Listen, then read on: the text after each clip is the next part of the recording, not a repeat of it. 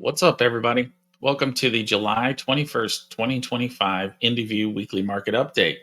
It's powered by IndiWealth, and I'm Jeremy Bryan. And I'm going to just walk you through what we're seeing as the hot button topics for the market for the week and the things that we're paying the most attention to. So, without any further ado, let's get going.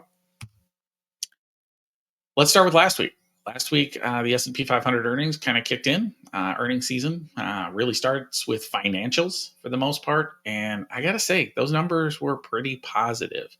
Companies like JP Morgan Chase, Wells Fargo, Bank of America, US Bank, these kinds of companies all reported their earnings.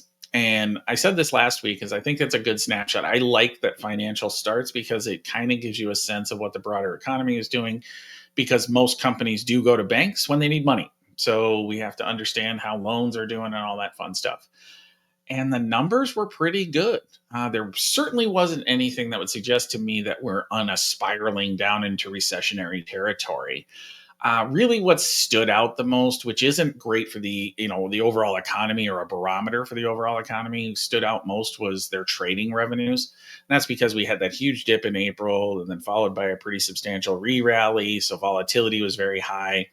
And these banks, these large banks that have trading departments, tend to do very well in those types of scenarios. And that's what actually happened. So trading revenue was pretty high. And I don't care as much about that. It's good, but I don't care as much about it. What I care more about is loan growth, credit card information, that kind of stuff.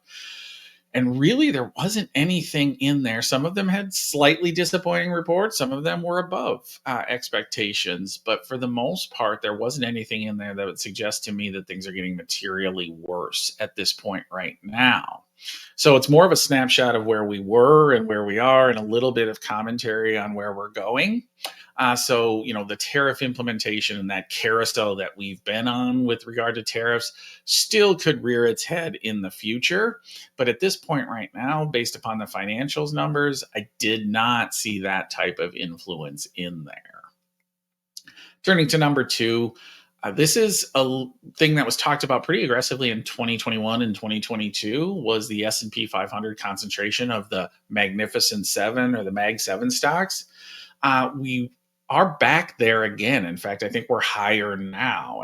The top 10 of the S&P 500, taking a quick step back, the S&P 500 is a market cap weighted index. So the bigger you are, the higher the percentage you are in the S&P 500.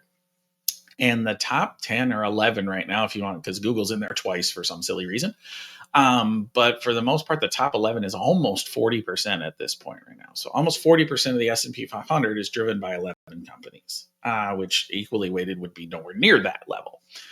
But it's not a doom and gloom scenario that we're concentrated. How I think about high concentration is it does add risk. And the reason it adds risk is those top 10 or 11 companies, if a few of them begin to falter, and a lot of them are AI driven companies, I would say probably 7 of those top 11 have some form of artificial intelligence baked into their models and their revenue streams. As a result of that, if we were to have any particular hiccup there, and I don't see anything right now, to be completely clear. There's nothing that suggests that CapEx spending is coming way down. NVIDIA just keeps going up. They just added China back in again. So there's a lot of positivity with regard to artificial intelligence spending, which is going to propel these companies probably higher if that continues. But let's say that was to go the other way. Well, it's just going to be a lot harder for the other 490 companies who in aggregate make up 60% of the index to offset some of the weakness that we would see in some of those very, very large companies. So for overall market performance, it can be a little bit higher of a risk to have that level of concentration simply because you're much more reliant on those companies. NVIDIA right now is over 7.5%. I think it's like 7.9% of the index. Microsoft is over 7%. Amazon, Tesla's still in there. That's faltered a little bit, but there are still some very large companies that drive the S&P 500, and you just have to be aware of that. From our portfolio side, we tend to diversify more greater than that. We don't tend to have much over 6 or 7% of our particular portfolios in any one particular name. It's just an area of concentration that we get a little uncomfortable with. So from our side, we're going to probably more broadly diversify than even that of the index right now. Now, are we going to own 500 companies? Absolutely not. But what we are going to do is probably not own 8, 9, 10% of NVIDIA. We're not going to own 8, 9, 10% of Microsoft. We own both of those companies in our indie stock portfolio, but not to the degree of the index. So we are underweight, even though we like those companies over a longer period of time, just so we can diversify into other companies as well. Turning to earnings this week, we get a little bit broader of a scope. I really look at the first two, and that's Coca-Cola as KO and RTX as RTX Industries, formerly known as Raytheon. Those two are going to tell me, Coke is going to tell me a little bit more about consumer pricing, because they do have a really good consumer pricing model. And the effect of if you pay $2.95 for a Coke, you're probably going to pay $3.05 for a Coke. In that regard, they can tend to see how much of these input costs, if things are rising, they'll tell us that. And then how much can they pass through? Because if they can't pass it through, there's a lot of other companies that could probably pass through a whole heck of a lot less. So that's what I'll be paying attention to for Coke. For Raytheon, it's more the defense contracting. What's going on in that market right now? Trying to understand the defense, what's going on with government. Are they cutting back? Are they still spending because we have these conflicts that are going on around the world? Those kinds of things. Secondarily, Raytheon has a big aerospace component.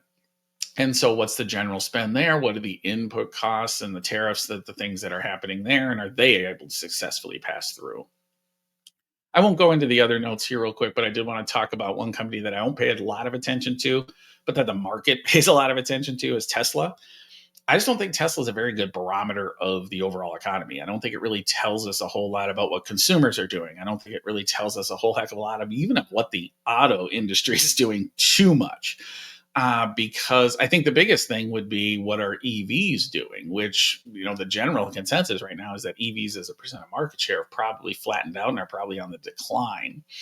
And Tesla has also been losing market share to other forms of EVs. So Tesla, for Tesla's sake, is important. If you own Tesla, we don't here in our indie stock model. We don't own Tesla, but if you do own Tesla, you'd probably want to pay attention to Tesla. But Tesla's not going to tell you a whole heck of a lot about what's going on in the global economy. So therefore, I just don't pay as much attention to it as maybe the general consensus on the street does. Turning to number 4 is our little fun gadget here, and this one isn't as fun because All-Star games, the WNBA All-Star game, and the MLB All-Star game were recently, and both of them were, in my opinion, somewhat disappointing. I did like the end of the MLB All-Star game when they had the home run contest to see who was actually going to win. That part was fun, but the games themselves, not so much fun. I think the biggest thing, and this is also the NBA is struggling with this, the NFL is struggling with this, I think everyone is struggling with this, is that the games just aren't that competitive anymore. They've become kind of practices, for lack of a better term. And then secondarily, in the 80s and 90s, this may be the only time you saw these athletes for the year. And so everybody was excited to do so. Now in a 24/7 sports cycle, you see them all the time. You can watch them, you hear them on, they're on Twitter, they're on X, they're on whatever they may be. So you're interacting with them and all that stuff. You just have much more immersion in that the All-Star game just isn't the time you see them anymore. And so the fact that it kind of creates like a practice environment that for athletes that you see all the time, there's just nothing that special about it anymore. So I don't really have a good solution for it. I think they'll continue to try to innovate things. I think the skills challenges will be higher and higher, and the game will be lower and lower. You're starting to see that already. But from that side, I just don't have a solution for the game itself to make it more fun, entertaining, and enjoyable. I do hope they figure it out, though, because when I was a kid, I did like watching them. So that's my diatribe, the All-Star Game diatribe, and also the market diatribe. Tune in next week where we'll have our next hot button rundown of topics. But until then, take care and thank you very much.